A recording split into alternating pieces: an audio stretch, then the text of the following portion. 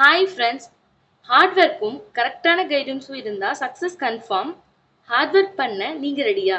உங்களுக்கு கரெக்டான கைடன்ஸ் கொடுக்க நம்ம சேனல் ரெடி. உங்கள் கூட நான் மீனா அண்ட் இது நம்ம சேனல் டிஎன்பிசி கிங்டம். நம்ம சேனலில் டிவிகே டெஸ்ட் பேட்ச் போயிட்டுருக்கு. ஸோ ஜாயின் பண்ணிக்கோங்க, கண்டிப்பாக உங்களுக்கு யூஸ்ஃபுல்லாக இருக்கும். இன்னைக்கு நாம் 12th பாலிட்டியில் இந்திய அரசியலமைப்பு லெசன் பார்க்க போகிறோம். அண்ட் இதுக்கு முன்னாடி 10th இருக்க இந்திய அரசியலமைப்பு லெசன் நம்ம சேனலில் போஸ்ட் பண்ணியிருக்கோம். ஸோ அதை பார்த்துட்டு வந்து அதுக்கப்புறம் இது பார்த்தீங்கன்னா உங்களுக்கு இன்னும் கிளியராகவே இருக்கும். அப்போ தான் உங்களுக்கு நல்லா புரியும். ஓகேவா? இன்னைக்கு லெசனுக்குள்ளே போகிறதுக்கு முன்னாடி நான் 3 கொஷின் கேட்குறேன். அதுக்கான கமெண்ட்ல சொல்லுங்க. ஃபர்ஸ்ட் கொஷின், இந்திய அரசியலமைப்பு முதலில் எந்த மொழியில் எழுதப்பட்டது?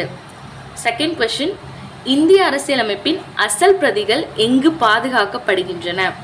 அண்ட் தேர்ட் கொஷின், இந்திய அரசியலமைப்பில் இந்திய மக்களின் உரிமை பேராணை என்று அழைக்கப்படுவது எது? ஸோ இந்த 3 கொஷினுக்கும் ஆன்சர் கமெண்ட்ல சொல்லுங்க. அண்ட் தெரியலனாலும் நோ ப்ராப்ளம், இந்த வீடியோவை ஸ்கிப் பண்ணாமல் பாருங்க, உங்களுக்கு ஆன்சர்ஸ் நான் சொல்கிறேன். ஓகே, இன்னைக்கு பார்க்க போகிற லெசன் இந்திய அரசமைப்பு.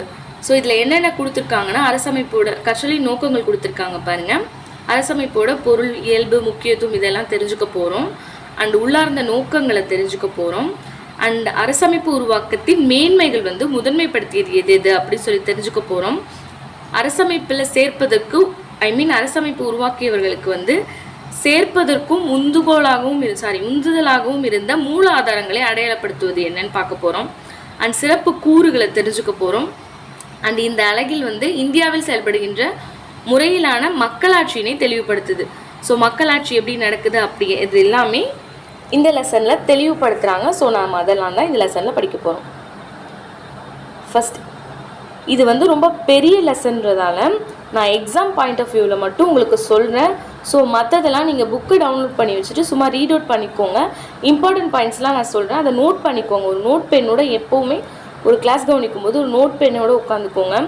நோட்ஸ் எடுத்து படிச்சிங்கன்னா மட்டும்தான் உங்களுக்கு லாஸ்ட்டில் எக்ஸாமுக்கு ரிவைஸ் பண்ண யூஸ் ஆகும். ஸோ ஃபஸ்ட்டு இதெல்லாமே சும்மா ரீட் பண்ணிக்கோங்க.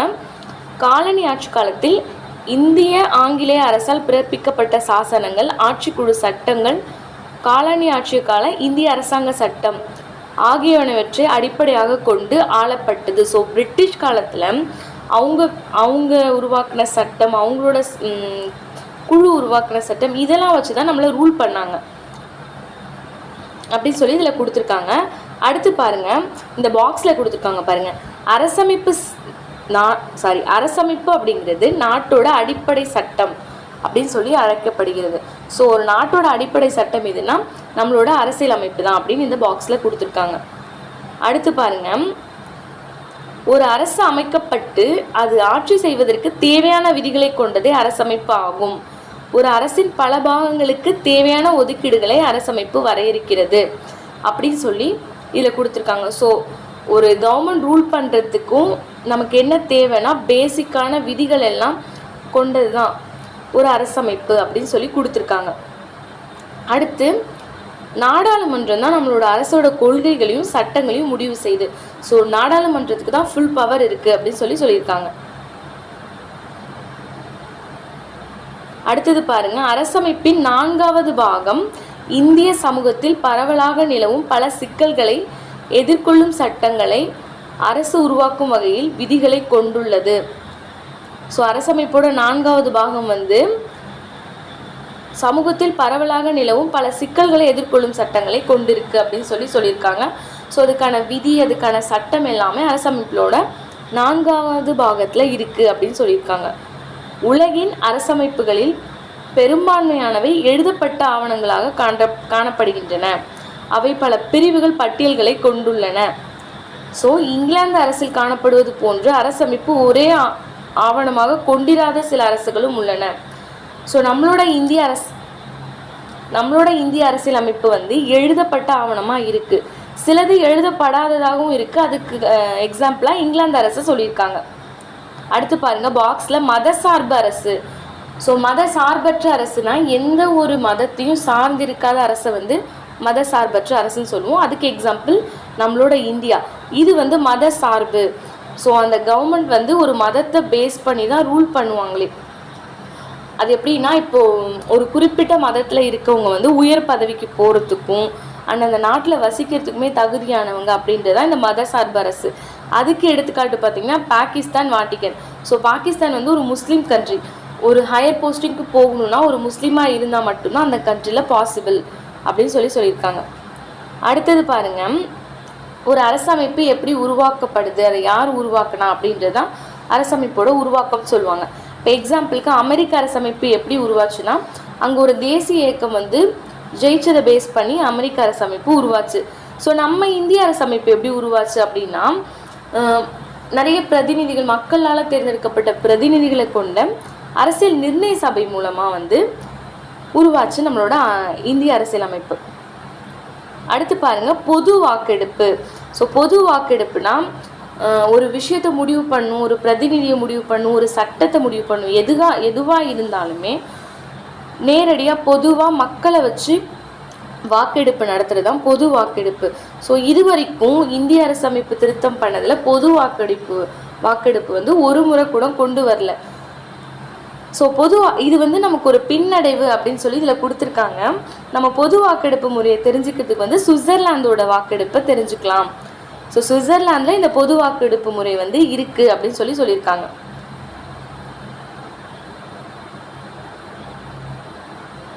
அடுத்தது இந்தியாவில் மத சார்பின்மை. ஸோ இந்திய அரசமைப்பின் 42வது திருத்த சட்டம் முகப்புரையில் கூறப்பட்டுள்ள இறையாண்மை கொண்ட குடியரசு என்பதை இறையாண்மை, சமதர்மம், மதசார்பற்ற மக்களாட்சி குடியரசு என்றும். ஸோ என்ன வந்து 42வது திருத்த சட்டத்தில் என்ன பண்ணியிருக்காங்கன்னா, முகவுரையில் இறையாண்மை அப்படின்னு இருந்ததை, ஸோ இறையாண்மை கொண்ட குடியரசு அப்படின்னு இருந்ததை என்னன்னு மாற்றிருக்காங்கன்னு பார்த்தீங்கன்னா, இறையாண்மை, சமதர்மம், மத சார்பற்ற மக்களாட்சி குடியரசு அப்படின்னு மாற்றிருக்காங்க. அடுத்தது நாட்டின் ஒற்றுமை அப்படி இருந்த வார்த்தையை வந்து ஒற்றுமை மற்றும் நாட்டோட ஒற்றுமை மற்றும் ஒருமைப்பாடு அப்படின்னு மாற்றிருக்காங்க. இது எப்போ மாற்றிருப்பாங்கன்னு பார்த்தீங்கன்னா, இந்திரா காந்தி பீரியடில் மாற்றிருப்பாங்க. 1976 1976 அவசர நிலை காலத்தில் வந்து இந்த திருத்தத்தை கொண்டு வந்திருப்பாங்க. ஸோ இதெல்லாமே இம்பார்ட்டன்ட் தான். 42வது திருத்த சட்டம் எப்போ வந்தது, யாரோட பீரியடில் வந்தது, எந்த இயர் வந்தது, இந்த மாதிரி எந்த கொஷின் வேணால் கேட்கலாம். ஸோ இதெல்லாம் நோட் பண்ணிக்கோங்க. அடுத்து இந்திய அரசமைப்பு அதிகாரங்களை சட்டமன்றம், நிர்வாகம், நீதித்துறை போன்ற நிறுவனங்களிடையே கிடைமட்டமாக பகிர்ந்து வழங்குகிறது.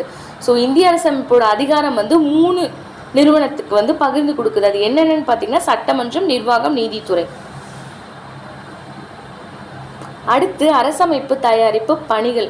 ஸோ நம்ம அரசியலமைப்பை எப்படி தயாரித்தோம், அதுக்கான என்ன வேலையெல்லாம் செஞ்சோம் அப்படின்னு சொல்லி இதில் கொடுத்துருக்காங்க.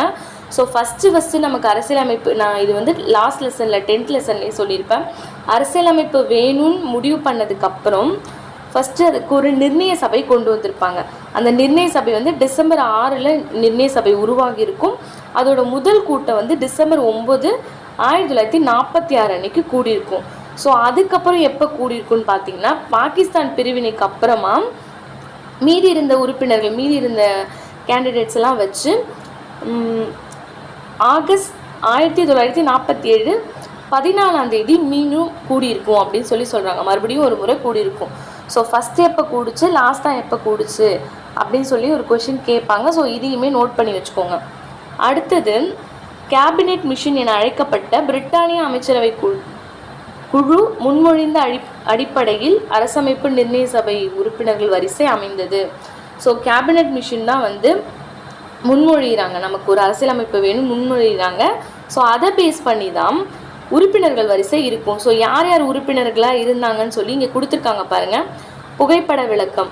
ஸோ இதையுமே நோட் பண்ணி வச்சுக்கோங்க. இந்திய அரசியலமைப்பு நிர்ணய சபையின் வரைவு குழு உறுப்பினர்கள் யார் யாருன்னு கொடுத்துருக்காங்க. பிப்ரவரி 1948 எடுத்த பிக்சர். இதில் உட்கார்ந்துருக்கவங்க பேர்லாம் சொல்லியிருக்காங்க பாருங்கள்.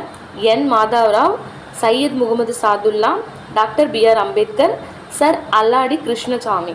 அடுத்தது சர்பி MN ராவ், இவங்க எல்லாம் உட்காந்துருக்கவங்க பேர் இதெல்லாம். அடுத்தது நிற்கிறவங்க பேர் வந்து SN முகர்ஜி, ஜூகல் கிஷோர் கண்ணா, கேவல் கிருஷ்ணா. இவங்க 3 பேரும் நின்றுட்டு இருக்கவங்க பேர். அடுத்தது அரசியல் நிர்ணய சபைக்கு உறுப்பினர்கள் எப்படி எடுத்தாங்கன்னு பார்த்தீங்கன்னா, 10 லட்சத்துக்கு ஒருத்தவங்க அப்படின்ற விகிதத்தில் எடுத்திருப்பாங்க. ஸோ இதை பேஸ் பண்ணி மாகாணத்திலேருந்து 292, சுதேச அரசுகளிலிருந்து 93 தேர்ந்தெடுத்திருப்பாங்க. ஸோ 10 லட்சத்துக்கு ஒரு உறுப்பினர்கள் அப்படின்ற அடிப்படையில் மாகாணத்திலேருந்து 292 உறுப்பினர்கள், அப்புறம் சுதேச அரசுலேருந்து 93 உறுப்பினர்கள். ஒவ்வொரு மாகாணத்திற்கும் எதை பேஸ் பண்ணி எடுத்திருப்பாங்கன்னா இந்து, முஸ்லீம், சீக்கியர், ஸோ இவங்களாம் தான் அப்போ அதிகமாக இருந்திருப்பாங்க. ஸோ அவங்களோட மக்கள் தொகை விகிதத்திற்கேற்ப எடுத்திருப்பாங்க. அடுத்தது இந்த உறுப்பினர்கள் அந்தந்த மாகாணத்திற்கு மாற்றத்தக்க வாக்கு ஒதுக்கப்பட்ட எண்ணிக்கையின்படி ஒற்றை மாற்று வாக்கு அடிப்படையிலான விகிதாச்சார பிரதிநிதித்துவ முறையில் தேர்ந்தெடுக்கப்பட்டனர். ஸோ ஒற்றை மாற்று வாக்கு முறை அப்படின்னா என்னன்னா, இப்போ நமக்கு வந்து 2 கேண்டிடேட், 2 பேர் தான் தேவை, 2 பிரதிநிதி தான் தேவை.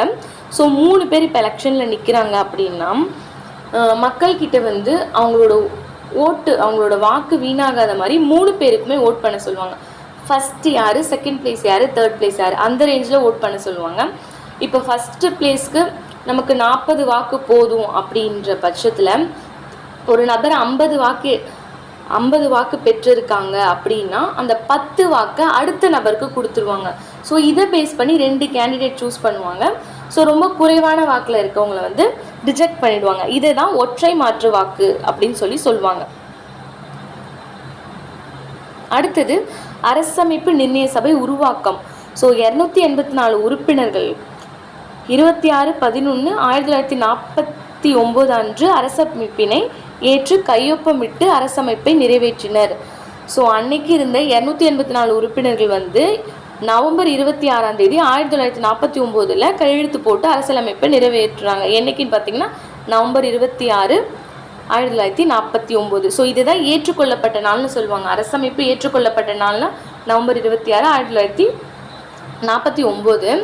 ஸோ அரசமைப்பு நிர்ணய சபையின் முதல் கூட்டம் எப்போ நடைபெறும்னா 1946 டிசம்பர் 9 11 மணிக்கு புதுடெல்லியில் நடக்குது. ஸோ முதல் கூட்டம் எப்போ, ஸோ இது எதுக்காக நடக்குது அப்படின்னா தற்காலிக தலைவர், இதோட கூட்டப்பொருள் என்னன்னு கொடுத்துருக்காங்க பாருங்கள். தற்காலிக தலைவரை தேர்வு பண்ணுறதுக்காக தான் இந்த முதல் கூட்டம் நடக்குது. ஸோ அதை பேஸ் பண்ணி அப்போ தற்காலிக தலைவராக யார் எடுப்பாங்கன்னா டாக்டர் சச்சிதானந்தா சின்ஹா. ஸோ இது யார் பரிந்துரை பண்ணுவாங்க அப்படின்னு பார்த்தீங்கன்னா ஜேபி கிருபாலினி. ஸோ இதெல்லாமே ஒரு கொஷினாக கேட்கலாம், கண்டிப்பாக கேட்பாங்க, நோட் பண்ணி வச்சுக்கோங்க. ஜேபி கிருபாலினி தான் டாக்டர் சச்சிதானந்தா சின்ஹாவை தலைமையேற்று நடத்துகிற மாதிரி கேட்டுப்பாங்க. ஸோ அதை பேஸ் பண்ணி தற்காலிக தலைவராக அவங்க இருப்பாங்க. அதுக்கப்புறம் அரசமைப்புக்கு ஒப்புதல் தருவதற்காக சபை 24/1/1950 அன்று கூடிய கூட்டத்திற்கு ராஜேந்திர பிரசாத் தலைமையேற்றார். ஸோ இந்த அரசியலமைப்புக்கு ஒப்புதல் எப்போ தருவாங்கன்னா ஜனவரி 1 24 ஸோ ஃபைனலைஸ் பண்ணுறதுக்கு முன்னாடி ஒப்புதல் வந்து 2 நாளைக்கு முன்னாடி லாஸ்ட்டாக அன்றைக்கி தான் கூட்டம் கூடியிருக்கும். ஸோ அப்போ நிரந்தர தலைவராக வந்து டாக்டர் ராஜேந்திர பிரசாத் தான் இருப்பார். ஸோ அவர் அப்போ வந்து தலைமையேற்றார். அடுத்தது பாருங்கள், டிசம்பர் 1946 ஜனவரி 24 1950 வரை அரசமைப்பு நிர்ணய சபையின் விவாதங்களின் தொகுப்பு வந்து 12 தொகுதிகளை கொண்டது. ஸோ இதுவுமே ஒரு கொஷினாக கேட்பாங்க. அரசமைப்பு நிர்ணய சபையின் விவாதங்களின் தொகுப்புகளின் எண்ணிக்கை அப்படின்னா 12. எப்போ இருந்து எப்போ வரைக்கும்னு பார்த்தீங்கன்னா 1946 ஜனவரி 26 1950 வரைக்கும் இது கணக்கு. டிசம்பர் 9 1946 முதல் ஜனவரி 24 1950 வரை. ஸோ நான் தான் தப்பாக சொல்லிட்டேன், நோட் பண்ணிக்கோங்க. டிசம்பர் 9 1946 முதல் ஜனவரி 24 1950 வரை அரசமைப்பு நிர்ணய சபையின் விவாதங்களின் தொகுப்பு 12 தொகுதிகளை கொண்டது. ஸோ இந்த 12 தொகுதி என்னன்னு பார்த்துக்கோங்க. இதில் இம்பார்ட்டன்ட் பார்த்தீங்கன்னா ஃபஸ்ட்டு தொகுதியும் லாஸ்ட்டு தொகுதியும் தான். ஃபஸ்ட்டு தொகுதி 1 எப்போன்னா டிசம்பர் 9 முதல் 23 டிசம்பர் வரை 1946 நடந்திருக்கு. 12வது தொகுதி எப்போன்னா ஜனவரி 24 1950 நடந்திருக்கு. ஓகேவா?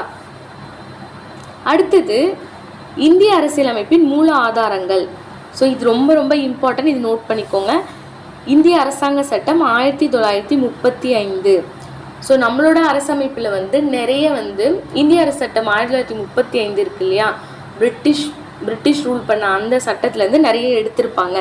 என்னென்ன எடுத்திருக்காங்க அப்படின்னு பார்த்தீங்கன்னா கூட்டாட்சி விதி எடுத்திருப்பாங்க, ஆளுநர் பதவி, நீதித்துறை, பொது தேர்வாணையங்கள், நெருக்கடி கால விதிகள், நிர்வாக விவகாரங்கள். ஸோ இது எல்லாமே இந்திய அரசாங்க சட்டம் 1935 எடுத்திருக்காங்க அப்படின்னு சொல்கிறாங்க. ஸோ இது வந்து இந்திய அரசமைப்பு சட்டத்தை வந்து இந்திய அரசாங்க சட்டம் 1935 இருக்கு இல்லையா, இதோட கார்பன் காப்பி அப்படின்னு சொல்லுவாங்க. அடுத்து பாருங்க, இது ரொம்ப இம்பார்ட்டன்ட். எந்தெந்த அரசியலமைப்பு வந்து எந்தெந்த நாட்டிலேருந்து எடுக்கப்பட்டது அப்படின்னு சொல்லி கொடுத்துருக்காங்க. இதுலேருந்து கண்டிப்பாக ஒரு கொஷின் கேட்க சான்ஸ் இருக்குது. ஸோ நோட் பண்ணிக்கோங்க. பிரிட்டன்லேருந்து என்ன எடுத்துருப்போனா, நாடாளுமன்ற அரசு, ஒற்றை குடியுரிமை, சட்டத்தின் ஆட்சி, நாடாளுமன்ற செயல்முறைகள், இடைக்கால தடையாணைகள், இது எல்லாமே எதுலேருந்து எடுத்துருப்போனா பிரிட்டன்லேருந்து. அடுத்தது அடிப்படை உரிமை, குடியரசுத் தலைவர் மீதான பதவி நீக்க தீர்மானம், உச்ச நீதிமன்ற, உயர் நீதிமன்ற நீதிபதிகள், குடியரசு துணைத் தலைவர் போன்றோரை பதவி நீக்கம் செய்யும் உரிமை, இது வந்து அமெரிக்க அரசியலமைப்புலேருந்து எடுத்திருப்போம். ஸோ அடிப்படை உரிமை, இந்த கொஷின் வந்து ப்ரீவியஸ் இயரில் கேட்டிருக்காங்க. அடிப்படை உரிமைகள் எந்த அரசியலமைப்பிலிருந்து எடுக்கப்பட்டதுன்னா அமெரிக்க அரசியலமைப்பு. அடுத்தது அரசின் வழிகாட்டு நெறிமுறைகள் எங்கேருந்து எடுத்திருப்போம்னா அயர்லாந்துலேருந்து எடுத்திருப்போம். அடுத்தது ஒரு வலுவான மத்திய அரசுடன் கூடிய கூட்டாட்சி. ஸோ ஒரு கூட்டாட்சி பண்ணுறது, மத்திய அரசுக்கும் மாநில அரசுக்குமான கூட்டாட்சி வந்து எதுலேருந்து எடுத்திருக்கோன்னா கனடா அரசுலேருந்து எடுத்தது தான் அது. அடுத்தது ஆஸ்திரேலியாவிலேருந்து என்ன எடுத்திருக்கோன்னா ஈரவைகள், நாடாளுமன்றத்தின் ஈரவைகளின் கூட்டம், வர்த்தக சுதந்திரம், வணிகம், இதெல்லாம் ஆஸ்திரேலியா அரசமைப்புலேருந்து எடுத்தது. ஸோ இது வந்து ஜெர்மனி வெய்மர் அரசமைப்பு. ஸோ இந்த கொஷின் வந்து ப்ரீவியஸ் இயரில் கேட்டிருக்காங்க. நெருக்கடி நிலை காலத்தில் அடிப்படை உரிமைகள் பறிப்பு, இது நம்ம எந்த அரசமைப்பு சட்டத்திலேருந்து எடுத்திருக்கோம். ஸோ நெருக்கடி நிலை காலத்தில் அடிப்படை உரிமைகள் பறிக்கப்படுவதை பற்றி நம்ம எந்த அரசியலமைப்பிலிருந்து இந்திய அரசியலமைப்பில் எடுக்கப்பட்டது அப்படின்னா ஜெர்மனி வெய்மர் அரசமைப்பு. அடுத்தது அடிப்படை கடமை, முகப்புரை, இது எல்லாமே எதுலேருந்து எடுத்திருக்கோம்னா சோவியத் யூனியன்லேருந்து எடுத்திருக்கோம். அடுத்தது குடியரசு, முகப்புரை, சுதந்திரம், சமத்துவம், சகோதரத்துவம், இது வந்து பிரான்ஸ்லேருந்து எடுத்திருக்கோம்.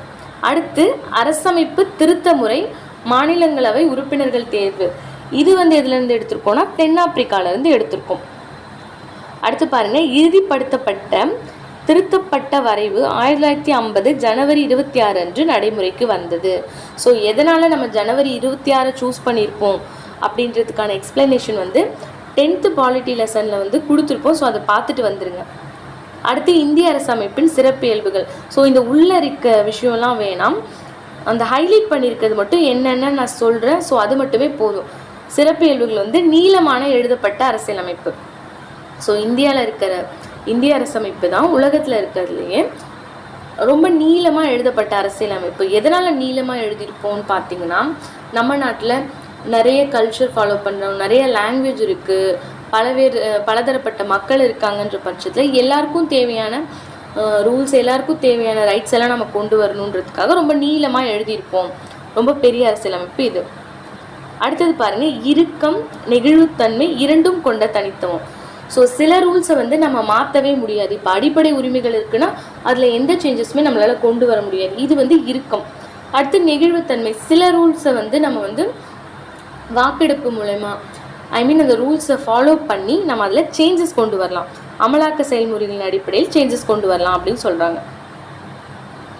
அடுத்தது இறையாண்மை, சமதர்மம், மதச்சார்பின்மை, மக்களாட்சி, குடியரசு.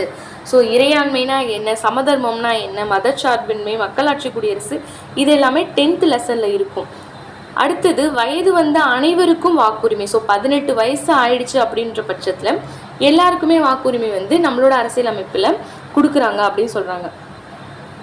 இந்தியா ஒரு இறையாண்மை கொண்ட அரசு என்பதால் உள்நாட்டு வெளிநாட்டு விவகாரங்களை வந்து யாருமே தலையிட தேவையில்லை அப்படின்னு சொல்லியிருக்காங்க. அடுத்தது இந்திய அரசியலமைப்பில் சமதர்மம்ன்ற சொல் வந்து 42வது திருத்த சட்டத்தின் மூலம் இணைக்கிறாங்க. ஓகேவா? அடுத்தது ஸோ இது இம்பார்ட்டன்ட் பாயிண்ட், இதை நோட் பண்ணிக்கோங்க. சமதர்மம், முதலாளித்துவம் ஆகிய பொருளாதாரங்கள் இணைந்த கலப்பு பொருளாதார முறை வந்து நம்ம வந்து கடைபிடிக்கிறோம். ஸோ இந்தியாவில் என்ன பொருளாதார முறை கடைபிடிக்கப்படுது அப்படின்னா கலப்பு பொருளாதார முறை. ஸோ இதுவுமே நோட் பண்ணிக்கோங்க. இந்தியாவை பொறுத்த வரைக்கும் மதச்சார்பின்மை, எந்த மதத்தையுமே சார்ந்தில்லை அப்படின்னு சொல்கிறாங்க. குடியரசு அப்படின்னா மன்னராட்சி இல்லாமல் மக்கள் ஆட்சி இருக்கிறதால இதை குடியரசுன்னு சொல்கிறாங்க. அடுத்து பாருங்கள், நாடாளுமன்ற ஆட்சி முறை. ஸோ நம்மளோட அரசியலமைப்பு வந்து நாடாளுமன்ற ஆட்சி முறையை வந்து வலியுறுத்துது. நாடாளுமன்றத்தில் பெரும்பான்மை உறுப்பினர்கள் ஆதரவு இருக்கும் வரை அந்த அரசு நீடிக்கும். ஸோ இப்போ மாநில அரசு மத்திய அரசு இருக்குன்னா நாடாளுமன்றத்தில் வந்து பெரும்பான்மை உறுப்பினர்களோட ஆதரவு இருக்கும் வரை வந்து அந்த அரசு நீடிக்கும் அப்படின்னு சொல்கிறாங்க. ஒற்றை குடியுரிமைனா இப்போ நம்ம இந்தியாவில் எல்லா இடத்துலையும் ஒரே குடியுரிமை தான். மாநிலத்துக்கு மாநிலம், ஒரு மாநிலத்துக்கும் இன்னொரு மாநிலத்துக்கும் டிஃப்ரென்ஸாக இருக்காது. ஒற்றை குடியுரிமை தான் இந்தியா வழங்கியிருக்கு அப்படின்னு சொல்கிறாங்க. அடுத்தது 2015, இது ரொம்ப இம்பார்ட்டன்ட், நோட் பண்ணிக்கோங்க. 2015 பிப்ரவரி 27 அன்று மக்களவையில் குடியுரிமை சட்டம் 1955 திருத்தங்கள் கொண்டு வந்துள்ளது. ஸோ நம்மளோட குடியுரிமை சட்டம் எதுன்னு பார்த்தீங்கன்னா எப்போ எந்த வருஷம் வந்திருக்குன்னா 1955. ஸோ இதில் எப்போ திருத்தம் கொண்டு வந்திருக்காங்க? குடியுரிமை சட்டம் இயற்றப்பட்ட ஆண்டுனா 1955. குடியுரிமை சட்டம் இயற்றப்பட்ட ஆண்டு 1955. குடியுரிமை சட்டத்தில் திருத்தங்கள் கொண்டு வரப்பட்ட ஆண்டுனா 2015 பிப்ரவரி 27. இதில் என்ன திருத்தம் கொண்டு வந்திருக்காங்கன்னா, ஸோ பதிவு அல்லது இயல்புரிமை முறையில் இந்திய குடியுரிமை கோரி விண்ணப்பிக்கும் நபர் குறிப்பிட்ட தகுதிகளை நிறைவு செய்தால் அவருக்கு குடியுரிமை வழங்கப்படும். ஸோ நம்ம வந்து ரிஜிஸ்டர் பண்ணி இயல்புரிமை மூலம் குடியுரிமை கேட்குறோம் அப்படின்னா அதுக்கான தகுதி நமக்கு இருந்ததுன்னா நம்ம வந்து குடியுரிமையை வாங்கிக்கலாம் அப்படின்னு சொல்லியிருக்காங்க. இந்தியாவில் தொடர்ந்து 12 வருஷத்தில் தொடர்ந்து குடியிருந்தாலும் 12 வருஷமாக கவர்மெண்ட் வேலையில் இருந்தாலும் குடியுரிமை நம்ம வந்து கேட்டு வாங்க முடியும். ஸோ அசாதாரண சூழல் நிலவுமானால் இந்த தகுதிகளை தளர்த்தி கொள்ளவும் இச்சட்டம் வழிவகுக்கிறது. ஸோ ரொம்ப அசாதாரணமான சூழல் நிலவுது அப்படின்ற பட்சத்தில் இதை நம்ம வந்து லூஸ் பண்ணிக்கலாம் அப்படின்னு சொல்கிறாங்க. அடுத்து பாருங்கள், வயது வந்தோர் வாக்குரிமை. ஸோ வயது வந்தோர் வாக்குரிமை அப்படின்னா 18 வயசான எல்லாருமே நம்ம வந்து ஓட் பண்ணலாம் அப்படின்னு சொல்லி இதில் கொடுத்துருக்காங்க. அடுத்தது சுதந்திரமான ஒருங்கிணைந்த நீதி அமைப்பு. ஸோ சுதந்திரமான அப்படின்னு எதனால் மென்ஷன் பண்ணுறோம் அப்படின்னா நம்மளோட நீதித்துறை வந்து ரொம்ப சுதந்திரமான நீதித்துறை. இப்போ மத்திய அரசு மாநில அரசு இருக்கு இல்லையா, ஸோ இவங்க 2 பேரும் இந்த 2 கவர்மெண்ட் பண்ணுறதுலையுமே மக்களுக்கு சாட்டிஸ்ஃபைடு இல்லை அப்படின்ற பட்சத்தில் அவங்க யார்கிட்ட போய் கம்ப்ளைண்ட் பண்ணலாம், யார்கிட்ட போய் தனக்கானதை போராடி வாங்கிக்கலாம் அப்படின்னா நீதித்துறையில் தான். ஸோ நீதித்துறைக்கு அந்த சுதந்திரம் இருக்குது. அதனால தான் சுதந்திரமான ஒருங்கிணைந்த நீதி அமைப்பு அப்படின்னு சொல்லியிருக்காங்க. ஸோ இது வந்து ஒரு தன்னாட்சி அமைப்புன்னு சொல்லி கொடுத்துருக்காங்க பாருங்கள். அடுத்தது அடிப்படை உரிமை. ஸோ அடிப்படை உரிமை வந்து இந்திய அரசியலமைப்பில் பகுதி 3ல் அடிப்படை உரிமைகளுக்கான பிரிவுகள் இருக்குது. ஸோ அடிப்படை உரிமைக்கான பிரிவு வந்து எந்த பகுதியில் இருக்குன்னா பகுதி 3. தொடக்கத்தில் ஸ்டார்டிங்கில் வந்து சொத்துரிமை வந்து அடிப்படை உரிமையில் தான் இருக்குது. 31 பிரிவு 31 கீழ் வந்து அடிப்படை உரிமையில் இருக்குது. அதுக்கப்புறம் 44வது திருத்த சட்டம் 1978 என்ன பண்ணுறாங்கன்னா அடிப்படை உரிமையில் இருந்துட்டு நீக்கிட்டு சட்ட உரிமையாக மாற்றிடுறாங்க இதை. ஸோ இதையுமே நோட் பண்ணி வச்சுக்கோங்க. இதெல்லாம் கூற்று காரணம் அந்த மாதிரி நிறைய கேட்க சான்ஸ் இருக்குது. அடுத்து நேரடியாக நம்ம உச்ச நீதிமன்றத்தை நாடணும் அப்படின்னா அதுக்கான உரிமை வந்து பிரிவு 32 உறுதிப்படுத்தியிருக்காங்க. ஸோ இதை தான் வந்து இந்திய அரசியலமைப்போட ஆன்மா அப்படின்னு சொல்லி அம்பேத்கர் சொல்லியிருப்பார். ஸோ அடிப்படை உரிமை வந்து நமக்கு தடைப்படுது அப்படின்ற பட்சத்தில் பிரிவு 32 என்ன சொல்லுதுன்னா நேரடியாக நம்ம உச்ச நீதிமன்றத்தை நாடலாம் அப்படின்னு சொல்லியிருக்காங்க. அடுத்தது கல்வி உரிமை. இந்திய அரசமைப்பின் 86வது திருத்தம் 2002. ஸோ இது என்ன பண்ணுதுன்னா அடிப்படை கல்வி உரிமையை பற்றி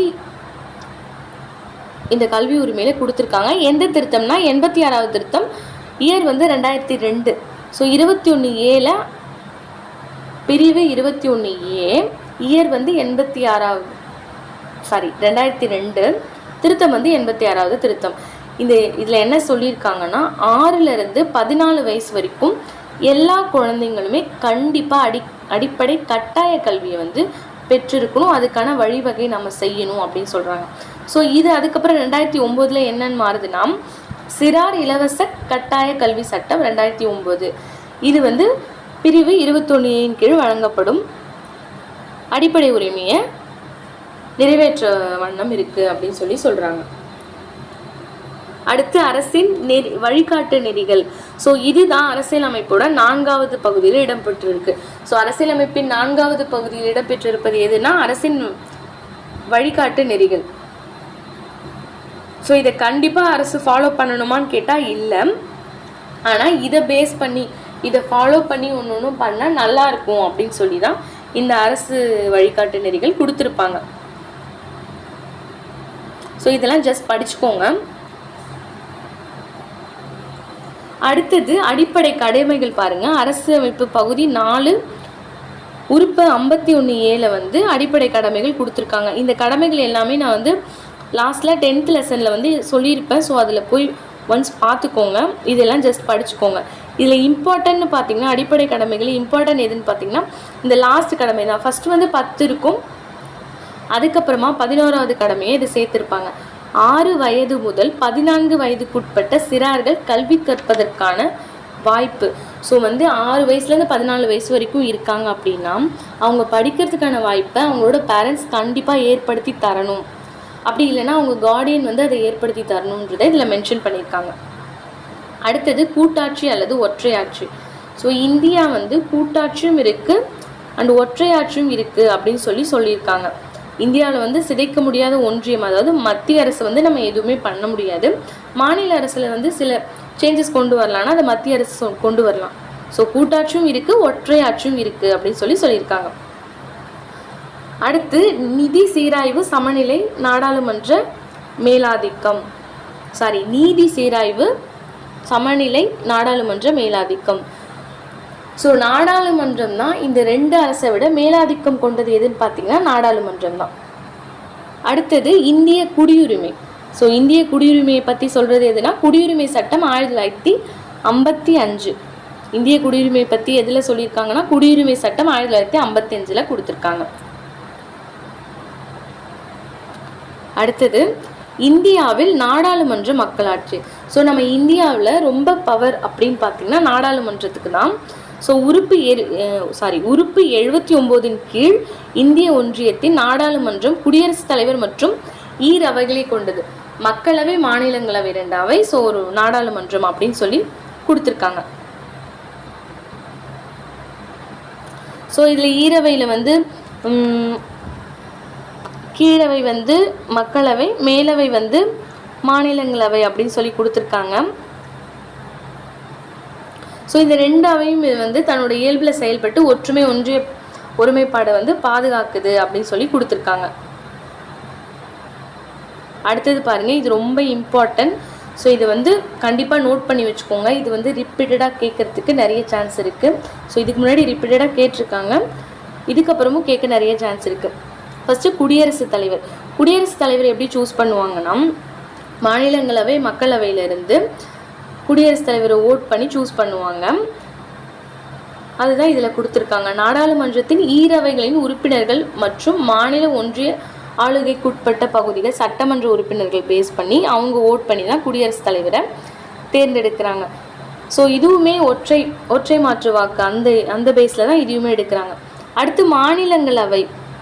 ஸோ மாநிலங்களவையில் எப்படின்னா மக்களவையில் இருக்கவங்க வந்து ஓட் பண்ணி மாநிலங்களவையில் வந்து உறுப்பினர்களை எடுப்பாங்க அப்படின்னு சொல்லி கொடுத்துருக்காங்க. எத்தனை உறுப்பினர்கள்லாம் 238 உறுப்பினர்களை மக்களவையிலேருந்து எடுப்பாங்க. 12 உறுப்பினர்கள் வந்து குடியரசுத் தலைவர் நியமனம் செய்வார். ஸோ மாநிலங்களவை உறுப்பினர்களின் ஆட்சி காலம் பார்த்திங்கன்னா 6 ஆண்டுகள். ஸோ இதை வந்து கலைக்க முடியாது. எதனால் கலைக்க முடியாதுன்னு பார்த்தீங்கன்னா 1/3 உறுப்பினர்களை வந்து 2 வருஷத்துக்கு ஒரு முறை வந்து தேர்தல் நடத்தி மாற்றுவாங்க. ஸோ இதை வந்து குடியரசுத் தலைவரால் கலைக்க முடியாது அப்படின்னு சொல்லி கொடுத்துருக்காங்க. அடுத்து மக்களவையில் மொத்தம் 543 உறுப்பினர்கள் வந்து மக்கள் பிரதிநிதிகள், 2 உறுப்பினர்கள் வந்து குடியரசுத் தலைவர் நியமிப்பார். அடுத்தது ஆங்கிலோ இந்திய சமுதாயத்தில் வந்து ஒருத்தர்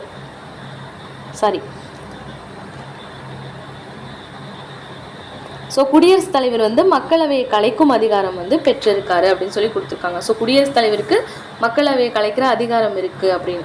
அடுத்து பாருங்கள், முக்கிய விவாதம் சொல்லி இது வந்து இம்பார்ட்டன்ட். 2014 ஆகஸ்ட் 1 வந்து தமிழ்நாட்டில் நீதிமன்ற மொழியாக தமிழ் மொழியை பயன்படுத்துகிறாங்க. ஸோ 2004 வந்து செம்மொழியாக மாறி இருக்கும், 2014 நீதிமன்ற மொழியாக மாறி இருக்கும். ஸோ இப்படி ரிலேட் பண்ணி படிச்சிங்கன்னா உங்களுக்கு இன்னும் ஈஸியாக இருக்கும். 2004 செம்மொழியாக தமிழ் மாறுது, 2014 ஆகஸ்ட் 1 நீதிமன்ற மொழியாக தமிழை யூஸ் பண்ணுறாங்க. அடுத்தது என்ன கொடுத்துருக்காங்கன்னா தமிழ்நாடு மாநில சட்டமன்றத்தில் நடைபெற்ற ஆரோக்கியமான விவாதங்கள். ஸோ என்னென்ன விவாதங்கள்னு சொல்லி கொடுத்துருக்காங்க பாருங்கள். ஃபஸ்ட்டு வந்து என்னென்னா இந்திய அரசமைப்பு சட்டத்தின் கீழ் உருவான மதராஸ் மாகாண முதல் சட்டமன்றத்தில் ராஜாஜி அரசு கொண்டு வந்த அடிப்படை கல்வி திட்டம் விமர்சிக்கப்பட்டது. ஸோ ராஜாஜி வந்து என்ன இன்ட்ரோடியூஸ் பண்ணியிருப்பார்னா குலக்கல்வி திட்டத்தை இன்ட்ரோடியூஸ் பண்ணியிருப்பார். ஸோ குலக்கல்வி திட்டம்னா அப்பா என்ன வேலை செய்கிறாரோ அதுதான் மகன், அடுத்தடுத்து அவங்க தலைமுறை எல்லாமே அந்த வேலையை தான் செஞ்சுட்ருக்கணும். இப்போ ஒரு எக்ஸாம்பிளுக்கு அப்பா வந்து ஒரு மண்பானை செய்கிறவர், மண்பானை செய்கிறவர், மண் பொம்மை செய்கிறவர் அப்படின்ற பட்சத்தில் அவரோட மகனும் அதே தான் செய்யணும். இப்போ அப்பா டாக்டராக இருந்தாருன்னா அவங்களோட மகனும் டாக்டர். ஸோ இந்த குலக்கல்வி திட்டத்தை வந்து விமர்சிப்பாங்க, யாருமே இதை வந்து ஒத்துக்க மாட்டாங்க. ஸோ இது யாருக்குமே பிடிக்காதுன்றதால இந்த குலக்கல்வி திட்டத்தை வந்து விமர்சிப்பாங்க. இது வந்து ராஜாஜி தான் கொண்டு வந்தார். அதுக்கப்புறம் அதை யார் எடுத்திருப்பாங்கன்னு பார்த்தீங்கன்னா முதலமைச்சராக பதவியேற்ற காமராஜர் பீரியடில் கல்வி அமைச்சர் சி சுப்பிரமணியம் வந்து இதை ரத்து செய்கிறதா அறிவிப்பார். ஸோ இதை ரத்து பண்ணிடுவாங்க. காமராஜர் பீரியடில் வந்து இதை ரத்து செஞ்சுருவாங்க. இந்த குலக்கல்வி திட்டத்தை ரத்து செஞ்சவர் யார் அப்படின்னா அந்த பெருமை வந்து காமராஜருக்கு தான் சேரும். அடுத்தது ராஜாஜி கொண்டு வந்ததில் வந்து நிலமற்ற விவசாய தொழிலாளர்களை பாதுகாக்கும் நில சட்டங்களை வந்து தொடர்ந்துருப்பாங்க. ஸோ அவர் கொண்டு வந்ததில் இந்த சட்டம் நல்லா இருக்குன்னு இதை அப்படியே தொடர்ந்துருப்பாங்க. அடுத்தது பாருங்க, சென்னை மாகாண தலைவர் சி ராஜாஜி தனது முதல் நிதிநிலை அறிக்கையை, ஸோ முதல் நிதிநிலை அறிக்கையை வந்து தாக்கல் செஞ்சவர் யாருன்னா ராஜாஜி. எப்போ தாக்கல் பண்ணியிருப்பாருன்னா 1937 மதராஸ் சட்டமன்றத்தில், மதராஸ் சட்டமன்றம் செனட் அவையில் மதராஸ் பல்கலைக்கழக சேப்பாக்க வளாகத்தில் தாக்கல் பண்ணியிருப்பார். ஸோ இதையுமே நோட் பண்ணிக்கோங்க. அடுத்தது 1967 வந்து திராவிட முன்னேற்ற கழகம் ஆட்சிக்கு வருது. அதில் வந்து CN அண்ணாதுரை தான் முதல்வராக பதவி ஏற்கிறார். ஸோ இவர் பதவியேற்ற உடனே இந்து திருமண சட்டத்தில் வந்து சில திருத்தங்களை கொண்டு வந்து சுயமரியாதை திருமணத்தை வந்து இவர் ஆதரிக்கிறார். சுயமரியாதை திருமணம்னா இந்த சடங்கு, இந்த கல்ச்சர் இது எதுவுமே இல்லாமல் சுயமரியாதை, மாப்பிள்ளை பொண்ணு சம்மதத்தோட சுயமரியாதையை திருமணம் பண்ணிக்கலாம் அப்படின்னு சொல்லி கொண்டு வந்திருப்பாரு.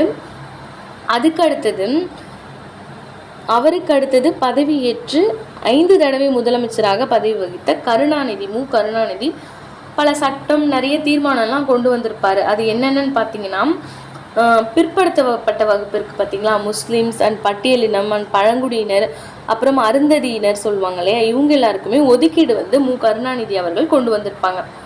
அடுத்தது திமுகலே இருந்த MG ராமச்சந்திரன் வந்து அவர் வந்து அனைத்திந்திய அண்ணா திராவிட முன்னேற்ற கழகம் அப்படின்னு சொல்லி ஒரு கட்சி ஆரம்பிக்கிறாரு. 10 ஆண்டு காலமாக ஆட்சியில் வருவாய் நிர்வாகத்துறையில் குறிப்பிடத்தக்க பல மாற்றங்கள் கொண்டு வரப்பட்டன. ஸோ இது எல்லாமே நோட் பண்ணிக்கோங்க, எந்தெந்த சேஞ்சஸ் யார் கொண்டு வந்தது அப்படின்னு சொல்லி கொஷின் கேட்க நிறைய சான்சஸ் இருக்குது. ஸோ கருணாநிதி ஐயா அவர் என்னென்ன சேஞ்சஸ் கொண்டு வந்தாருன்னு கேட்பாங்க. அண்ணாதுரை ஐயா வந்து என்ன சேஞ்சஸ் கொண்டு வந்தார் அப்படின்னு சொல்லி கொஷின் கேட்பாங்க. அடுத்தது இப்போ MG ராமச்சந்திரன் ஐயா வந்து என்னென்ன வந்து சேஞ்சஸ் கொண்டு வந்திருக்காங்க அப்படின்னு கொடுத்துருக்காங்க பாருங்கள். வருவாய் நிர்வாகத்துறையில் பல மாற்றத்தை கொண்டு வந்தார். ஸோ கிராம நிர்வாக அலுவலரான கர்ணம் பதவிக்கு முடிவு கட்டினார். ஸோ இந்த வாரிசு அடிப்படையில் வந்து இந்த பதவிக்கு முதல்ல முடிவு கட்டினார். அதுக்கப்புறம் மதிய உணவு திட்டத்தை வந்து காமராஜர் ஐயா இன்ட்ரடியூஸ் பண்ணியிருப்பார். அதை வந்து சத்துணவு திட்டமாக MG ராமச்சந்திரன் அவர்கள் மாற்றியிருப்பாங்க.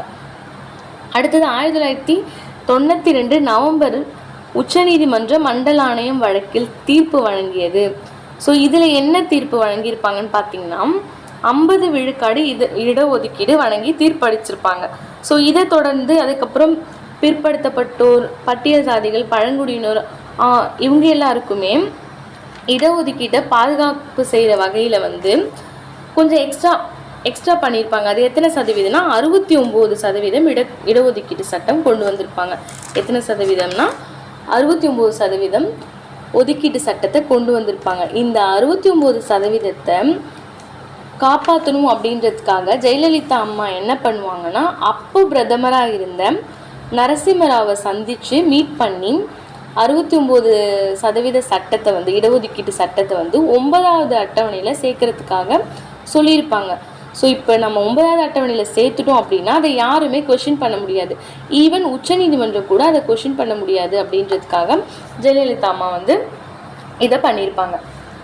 அடுத்தது பாருங்கள், தமிழ்நாடு மாநில சட்டமன்றம்.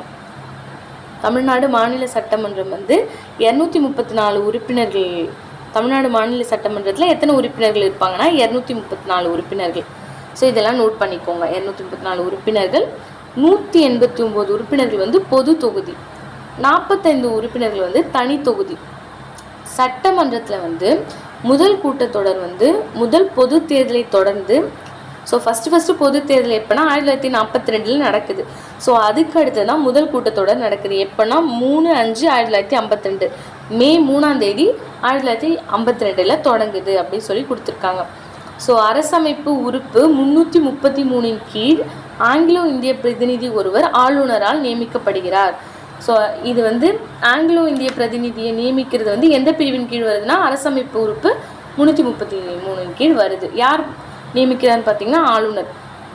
அடுத்தது 6/4/2021 அன்று தமிழக சட்டமன்றத்திற்கு பொது தேர்தல் நடந்ததை ஒட்டி 16வது தமிழக சட்டமன்றம் 7/5/2021 அன்று அமைக்கப்பட்டது அப்படி சொல்லி கொடுத்துருக்காங்க.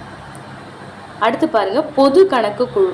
ஸோ பொது கணக்கு குழுனா மக்களவை உறுப்பினர்களிருந்து ஒரு சபாநாயகரை சூஸ் பண்ணி இந்த பொது கணக்கு குழு வந்து உருவாக்குவாங்க. ஸோ இதில் எப்படின்னா ஆளுங்கட்சியில் இருக்கிற ஒருத்தர் தான் வந்து பொது கணக்கு குழு தலைவராக நியமிக்கப்படுவாங்க. ஃபஸ்ட்டு எதிர்கட்சி உறுப்பினரை வந்து பொது கணக்கு குழு தலைவராக நியமிச்சிருப்பாங்க. எந்த வருஷம்னு பார்த்தீங்கன்னா 1967 to 68. ஸோ இதை நோட் பண்ணிக்கோங்க. எப்போவுமே ஆளுங்கட்சியில் இருக்கவங்க தான் பொது கணக்கு குழு தலைவராக இருப்பாங்க. முதல் முறையாக எதிர்கட்சி உறுப்பினரை தலைவராக ஆக்குனது யாருன்னு பார்த்தீங்கன்னா CN அண்ணாதுரை அவர் தான் 1967 to 68 இருப்பாங்க. அடுத்தது பாருங்கள், 1950 ஜனவரி முதல் 2018 ஏப்ரல் வரை இக்குழு 1596 அறிக்கைகளை தாக்கல் செய்துள்ளது.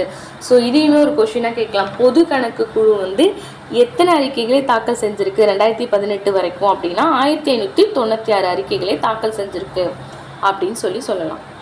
அடுத்தது அரசமைப்பு திருத்த சட்டம் முன்வரைவு. ஸோ அரசமைப்பில் உள்ள ஒரு விதியில் திருத்தம் பண்ணணும் அப்படின்னா ஒரு சேஞ்சஸ் கொண்டு வரணும் அப்படின்னா அதை வந்து திருத்த சட்ட முன்வரைவு அப்படின்னு சொல்கிறாங்க. இது வந்து எந்த ரூல்ஸை ஃபாலோ பண்ணி இருக்கணும்னா உறுப்பு 368 2 கீழ் வரும் அனைத்து விதிகளும் இதில் அடங்கும்.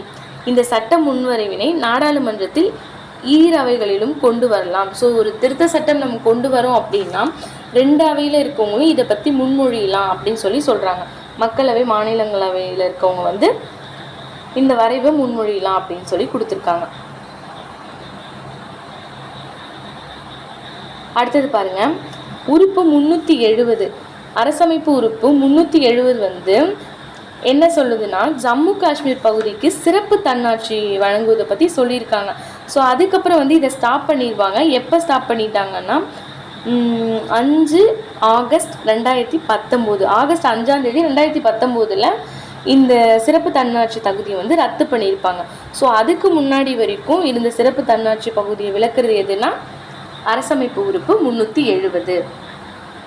அடுத்து பாருங்க, சங்கரலிங்கனார் இவரை பற்றி கொடுத்துருக்காங்க. ஸோ சங்கரலிங்கனார் யாருன்னா நம்மளோட தமிழ்நாடு, நம்ம ஸ்டேட் வந்து தமிழ்நாடுன்னு பேர் மாறினதுக்கு முக்கியமான ஒருத்தர் வந்து இவர் தான். இவரை பற்றி இதில் கொடுத்துருக்காங்க. இவர் வந்து காந்தியவாதி. சங்கரலிங்கனார் வந்து ஒரு காந்தியவாதி, ஒரு தமிழ் வீரர். இவர் விடுதலை போராட்டத்துக்காக போராடிய தமிழ் வீரர். 1895 விருதுநகர் மாவட்டத்தில் மண்மலைமேடு கிராமத்தை சேர்ந்த கருப்புசாமி வள்ளியம்மாளுக்கு மகனாக பிறந்திருப்பார். ஸோ இவர் வந்து எப்போ காங்கிரஸில் இணைகிறார், இது இன்னொரு கொஷினாக கேட்பாங்க, நோட் பண்ணிக்கோங்க. சங்கரலிங்கனார் எந்த ஆண்டு இந்திய தேசிய காங்கிரஸில் இணைந்தார் அப்படின்னா 1917. இவர் ராஜாஜி மீது ஏற்பட்ட ஈர்ப்பால் வந்து விடுதலை போராட்டத்தில் பங்கேற்கிறார்.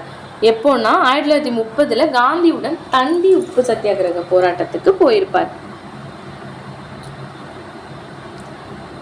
அடுத்தது பாருங்க, ஃபஸ்ட்டு மதராஸ் மாநிலத்தை வந்து தெலுங்கு பேசும் மக்களை பிரித்து சென்னை தலைநகராக கொண்டு ஒரு மாநிலம் அமைக்கணும் அப்படின்னு சொல்லி பொட்டி ஸ்ரீராமலு அப்படின்றவர் வந்து 1952 ஒரு உண்ணாவிரத போராட்டம் நடத்தியிருப்பார்.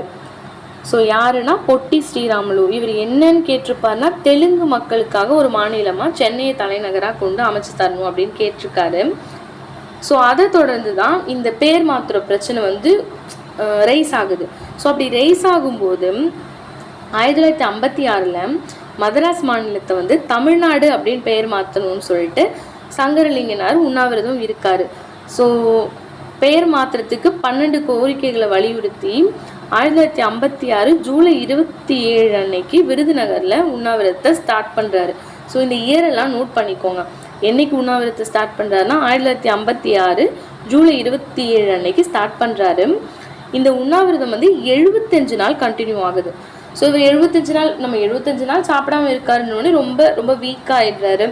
ஸோ CN அண்ணாதுரை, மாப்போ சிவஞானம்லாம் வந்து இதை விட்டுற சொல்லி கேட்குறாங்க. ஆனால் அவர் அதை ஏற்றுக்கல. ஸோ 1956 அக்டோபர் 13 அன்னைக்கு 76வது நாள் வந்து சங்கரலிங்கனார் வந்து இறந்துடுறாரு. இறந்ததுக்கு அப்புறமா தமிழ்நாடுன்னு எப்போ மாற்றிருப்பாங்கன்னு சொல்லி இந்த பாக்ஸில் கொடுத்துருக்காங்க பாருங்க. இது வந்து இம்பார்ட்டன்ட். தமிழ்நாடு என எந்த ஆண்டு பெயர் மாற்றப்பட்டது அப்படின்னு சொல்லி ப்ரீவியஸ் இயரில் கொஷின் கேட்டிருக்காங்க.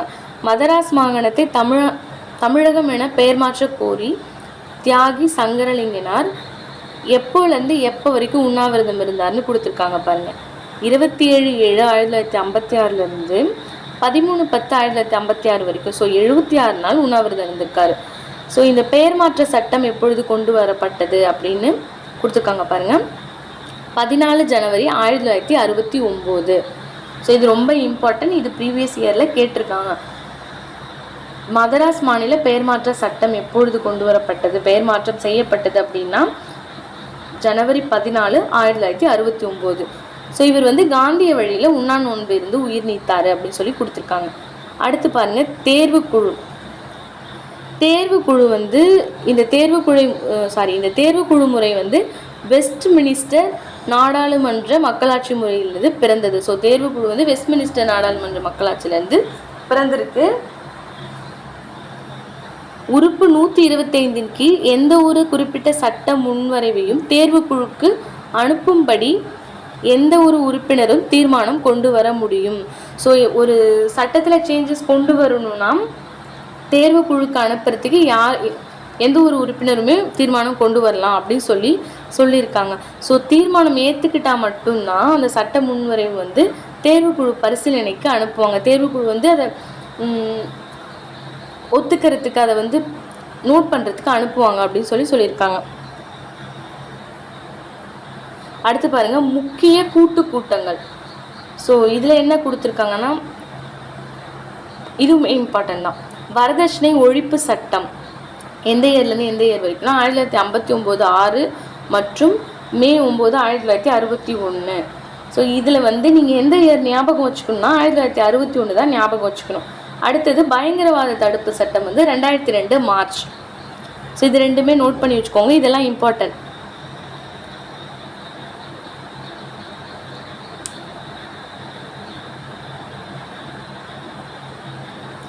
ஒரு சட்ட முன்வரைவு வந்து ரெண்டு அவையிலுமே நிராகரிக்கப்படுது சார். ஒரு அவை ஏற்றுக்கிட்டு, இப்போ மாநிலங்களவை ஏற்றுக்கிட்டு மக்களவை ஏற்றுக்கல, மக்களவை ஏற்றுக்கிட்டு மாநிலங்களவை ஏற்றுக்கல. ஸோ 6 வாரத்துக்கு மேலே அது நீடிச்சுக்கிட்டே இருக்குன்ற பட்சத்தில் குடியரசுத் தலைவர் என்ன பண்ணால் ரெண்டு அவையுமே கூட்டி அதுக்கு தீர்வு காணலாம் அப்படின்னு சொல்லி இதில் கொடுத்துருக்காங்க.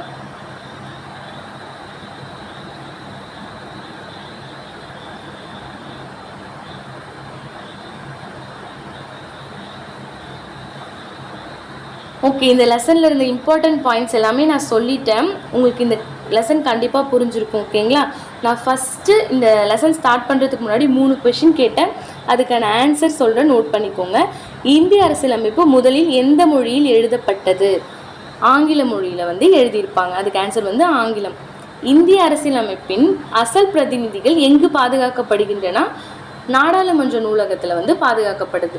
இந்திய அரசியலமைப்பின் அசல் பிரதிகள் எங்கு பாதுகாக்கப்படுகின்றன? நாடாளுமன்ற நூலகத்தில் பாதுகாக்கப்படுது. இந்திய அரசியலமைப்பில் இந்திய மக்களின் உரிமை பேராணை என்று அழைக்கப்படுவது எதுன்னு பார்த்தீங்கன்னா அடிப்படை உரிமைகள். இந்திய அரசியலமைப்பில் இந்திய மக்களின் உரிமை பேராணை என்று அழைக்கப்படுவது அடிப்படை உரிமைகள். ஓகே ஃப்ரெண்ட்ஸ், இந்த வீடியோ உங்களுக்கு பிடிக்கும்னு நம்புகிறேன். மறக்காமல் லைக் பண்ணிவிடுங்க அண்ட் உங்களை மாதிரி தேவைப்படுற உங்கள் ஃப்ரெண்ட்ஸுக்கு ஷேர் பண்ணிவிடுங்க. நம்ம சேனலை மறக்காமல் சப்ஸ்கிரைப் பண்ணிவிடுங்க.